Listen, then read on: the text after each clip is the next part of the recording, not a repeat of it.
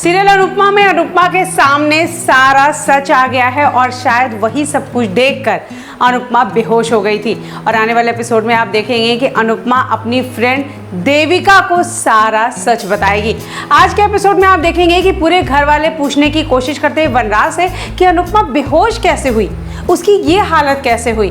और ऐसे में वनराज सबको बताता है, ये झूठ बोलता है कि उसे नहीं पता, वो तो इस कमरे में आया तो अनुपमा बेहोश पड़ी थी।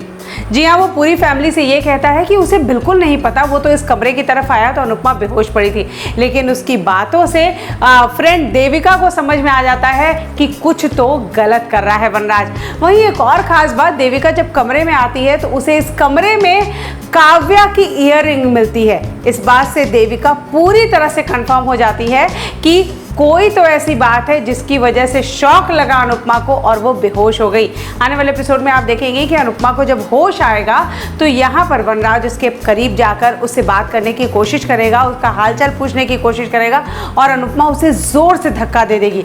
जब उसे वनराज और काव्या का वो क्लोज मोमेंट याद आएगा और यहाँ पर होगी देविका और देविका को समझ में आएगा कि अनुपमा ऐसी हरकत नहीं कर सकती, ज़रूर वनराज ने ऐसी कोई घटिया हरकत की है।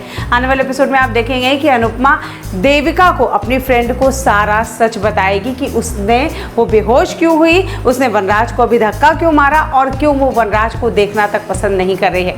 आने वाले एपिसोड में देविका को पता चलेगा सारा सच। अब देखना यह है कि ये सारी बात घर वालों को कब पता चलती है।